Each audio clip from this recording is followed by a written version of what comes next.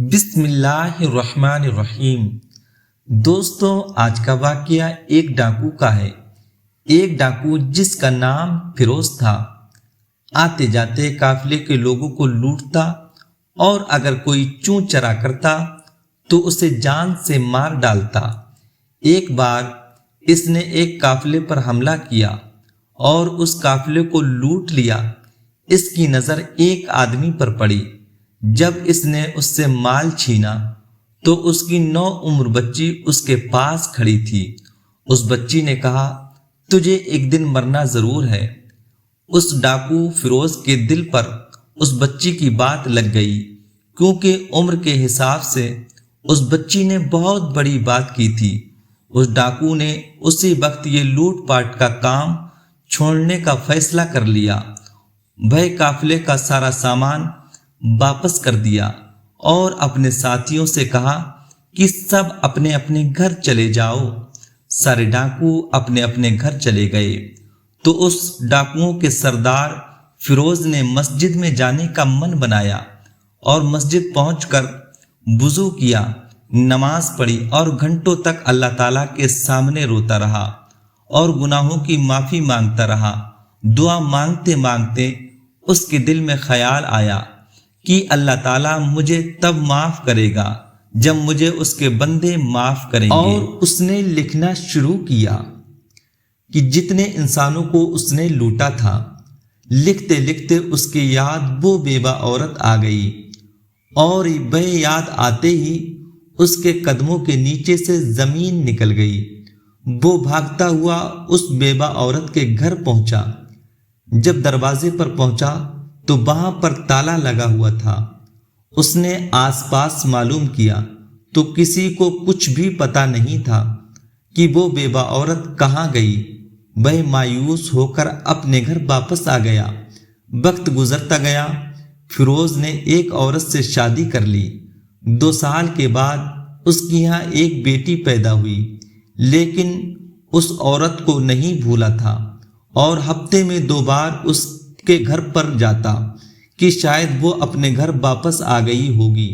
وہ لوگوں سے تحقیقات کرتا کہ شاید لوگوں سے معلوم ہو جائے کہ وہ عورت کہاں ہے، پر اس عورت کا کچھ پتہ نہیں چلا۔ وہ ہمیشہ اس بات کا افسوس کرتا۔ اس کی بیوی اس سے پوچھتی تو خاموش ہی رہتا۔ ایک دن جمعے کا دن تھا تو وہ مسجد میں جمعہ ادا کرنے کے لیے گیا تو ایک مولانا بیان کر رہے تھے۔ بیان کرتے کرتے مولانا نے کہا کہ زنا ایک ایسا قرض ہے جو ادا کرنا پڑے گا۔ جس نے بھی یہ قرض لیا اسے دنیا میں ہی واپس کرنا ہوگا۔ یہ سنتے ہی اس ڈاکو کے چہرے کا رنگ بدل گیا۔ جمعے کے بعد جب وہ گھر واپس آیا تو زور زور سے رونے لگا۔ وہ کبھی اپنی بیٹی کی طرف دیکھتا تو کبھی اپنی بیوی کی طرف دیکھتا، لیکن وہ کسی کو کچھ بھی نہیں بتا رہا تھا۔ اس نے اپنی بیوی سے یہ ضرور کہا کہ تمہیں گھر سے ایک گھڑی کے لیے بھی نہیں نکلنا اور نہ ہی میری بیٹی کو باہر جانے دینا۔ جب وہ باہر جاتا تو گھر کا تالا لگا کر جاتا۔ اس کے دل میں حد سے زیادہ ڈر بیٹھ چکا تھا۔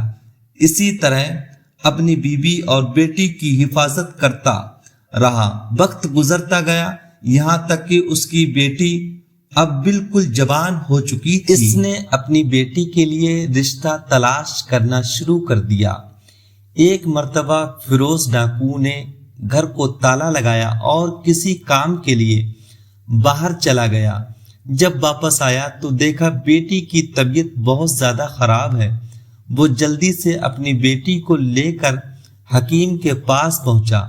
حکیم نے فیروز کی خوبصورت جوان بیٹی کو دیکھا تو علاج کے علاوہ اس کے دل میں اور بھی خیالات گھومنے لگے۔ حکیم نے اس ڈاکو سے کہا، آپ دونوں میاں بیوی گھر سے باہر بیٹھیے، مجھے اکیلے میں اس کا علاج کرنا ہے۔ وہ فیروز ڈاکو اس حکیم کو اچھی طرح جانتا تھا، جو بہت ہی نیک اور شریف انسان تھا، مگر وہ اس بات کو بھول چکا تھا کہ جہاں ایک مرد اور ایک عورت اکیلے ہوں تو تیسرا وہاں شیطان ہوتا ہے، اور شیطان کسی بھی وقت انسان کے اوپر غالب ہو جاتا ہے۔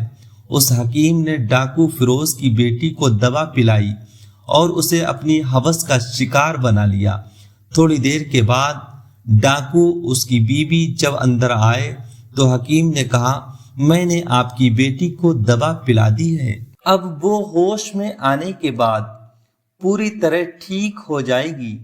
لڑکی کو جب ہوش آیا تو صحت مند ہو چکی تھی، پر وہ اپنی کیفیت جو اس کے ساتھ گزرا وہ کسی کو نہیں بتا سکتی تھی۔ کچھ عرصے کے بعد ڈاکو کی بیٹی کا حمل ظاہر ہونے لگا۔ یہ بات اس نے اپنی ماں کو بتائی۔ ڈاکو فیروز نے اس لڑکی کا رشتہ ایک اچھے خاندان میں طے کر دیا۔ جب وہ رشتہ پکا کرنے اور شادی کی تاریخ رکھنے کے لیے ڈاکو فیروز کے گھر آئے تو لڑکے کی ماں کو معلوم ہو گیا کہ لڑکی حاملہ ہے، تو اس نے اس رشتے سے انکار کر دیا اور پورے علاقے میں یہ بات مشہور کر دی کہ ڈاکو فیروز کی بیٹی بدکار لڑکی ہے۔ اب لوگوں نے آپس میں کانا پھوسی کرنا شروع کر دی، یہاں تک کہ لوگ یہ کہنے لگے کہ ایک ڈاکو کی بیٹی نیک تو ہو ہی نہیں سکتی۔ ڈاکو فیروز کو جب اس بات کا پتہ چلا تو سیدھا اپنی بیٹی کے پاس پہنچا اور کہا، سچ سچ بتا، کس کے ساتھ منہ کالا کیا ہے، اور دھمکی دینے لگا، چلا کر کہنے لگا، جلدی بتاؤ ورنہ گردن تن سے الگ کر دوں گا۔ اس کی بیٹی رونے لگی اور روتے روتے کہنے لگی، مجھے آج تک کسی غیر محرم نے چھوا تک نہیں، سوائے اس شخص کے جس نے میرا علاج کیا تھا۔ اسی نے میری مجبوری اور بے بسی کا فائدہ اٹھایا اور مجھے اپنی ہوس کا شکار بنا لیا۔ وہ ڈاکو سیدھا اس حکیم کے پاس پہنچا۔ وہ حکیم پہلے ہی اس علاقے کو چھوڑ کر فرار ہو چکا تھا۔ وہ ڈاکو وہیں زمین پر گھٹنوں کے بل بیٹھ گیا اور اپنے سر پر مٹی ڈال ڈال کر رونے لگا۔ تھوڑی دیر کے بعد وہ چپ ہوا اور سیدھا اپنے گھر پہنچا۔ بیوی نے دیکھا اس کے سر پر مٹی پڑی ہوئی تھی، چہرے پر پریشانی جھلک رہی تھی۔ اس ڈاکو کی بیوی نے اسے سنبھالا اور اس کے پاس پانی لے کر آئی۔ اس نے پانی پینے سے بھی انکار کر دیا اور اپنی بیوی سے کہنے لگا، مجھے آج اپنا قرض واپس مل چکا ہے۔ اس کی بیوی نے کہا، کیسا قرض؟ میں کچھ سمجھی نہیں۔ فیروز نے کہا، آج سے کئی سال پہلے کی بات ہے، میں اپنے ساتھیوں کے ساتھ ایک بیوہ عورت کے گھر میں ڈاکہ ڈالنے گیا۔ ہم نے اس کے گھر سے سارا قیمتی سامان لوٹ لیا اور اس کے زیور بھی اتار لیے۔ اس کے بعد میں اس عورت کی طرف بڑھا تو عورت رونے لگی اور اللہ کا واسطہ دینے لگی اور کہنے لگی، تمہیں اللہ کا واسطہ ہے، مجھے مت چھونا، مجھے اللہ کے لیے چھوڑ دو۔ اور میں نے اسے اپنی ہوس کا شکار بنا لیا، یہاں تک کہ میں نے اپنی ہوس مٹانے کے بعد اپنے ساتھیوں سے کہا، تم بھی اپنی خواہش پوری کر لو۔ اس کے کچھ دنوں کے بعد ہمیں پتہ چلا کہ وہ عورت حاملہ ہو گئی۔ لوگوں کے تانے اور اپنی ذلت کی وجہ سے اس عورت نے خودکشی کرنی چاہی، پر اسے یہ سمجھ کر کہ میرے پیٹ میں جو بچہ ہے اس کا کیا قصور ہے، میں اسے کیوں سزا دوں۔ اس کے بعد وہ شہر کے ایک مشہور شخص کے پاس گئی اور اس سے کہا کہ آپ ایک جھوٹ بول کر میرا عیب چھپا لیجئے۔ اس شخص نے کہا، کیسا جھوٹ؟ اس عورت نے کہا کہ میرے پیٹ میں ایک ناجائز بچہ ہے جو میرے ساتھ زنا کرنے کے بعد وجود میں آیا ہے۔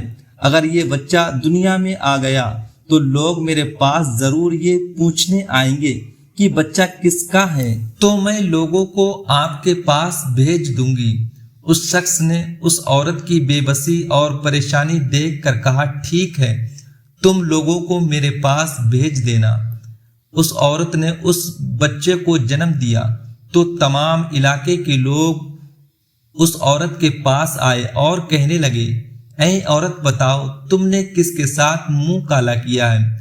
اس بیوہ عورت نے کہا، میرے اوپر الزام مت لگاؤ، شہر کے جو فلاں شخص ہیں انہوں نے میرے ساتھ چھپ کر نکاح کیا ہوا تھا، یہ بچہ انہی کا ہے۔ اگر تمہیں میرا یقین نہیں ہے تو جا کر اس فلاں شخص سے پوچھ لو۔ اس شخص کی اپنی کوئی اولاد نہیں تھی، اس لیے لوگ ڈھیر سارے تحفے لے کر اس شخص کے پاس پہنچنے لگے اور اس کو مبارکباد دینے لگے۔ 2 سال تک وہ شخص اس عورت کو خرچہ بھیجتا رہا، یہ کہہ کر کہ یہ میرے بچے کا حق ہے، یہ میرے اوپر فرض ہے کہ میں اس کی دیکھ بھال کروں اور اس کا خرچہ اٹھاؤں۔ لیکن کچھ عرصہ گزر گیا، ایک دن وہ شخص حیران رہ گیا جب وہ عورت اس شخص کے پاس 2 سال کی وہ ساری جمع شدہ رقم لے کر پہنچی اور کہا، وہ بچہ اب ان پیسوں میں نہیں رہا، یہ رقم آپ کی امانت ہے، آپ کا مجھ پر بہت بڑا احسان ہے کہ آپ نے میرے عیبوں کو چھپایا۔ وہ عورت 2 سال تک اس ساری رقم کو جمع کرتی رہی جو وہ اسے بھیجتا رہا۔ اس عورت نے اپنی ذات پر 1 پیسہ بھی خرچ نہیں کیا۔ ایسی عورت کو میں نے داغدار کیا۔ ڈاکو فیروز نے اپنی بیوی کو بتایا کہ میں اس شخص کے پاس بھی اس عورت کا پتہ پوچھنے گیا تھا۔ اس شخص نے بھی مجھے بتایا کہ وہ عورت آخری بار مجھ سے وہ رقم واپس کرنے آئی تھی، اس کے بعد وہ اس شہر کو چھوڑ کر چلی گئی۔ وہ ڈاکو اپنی بیوی سے کہنے لگا، کاش وہ عورت مجھے مل جاتی اور میں اسے معافی مانگ لیتا، ورنہ یہ کلنک آخری سانس تک میرے اوپر رہے گا اور یہ پچھتاوا لے کر میں دنیا سے چلا جاؤں گا۔ میرے اس درد کا کوئی علاج بھی نہیں ہے۔ دوستو، اس واقعے سے ہمیں یہ سیکھنے کو ملتا ہے، اگر ہم کسی کے ساتھ برا کریں گے تو ہمارے ساتھ بھی برا ہوگا۔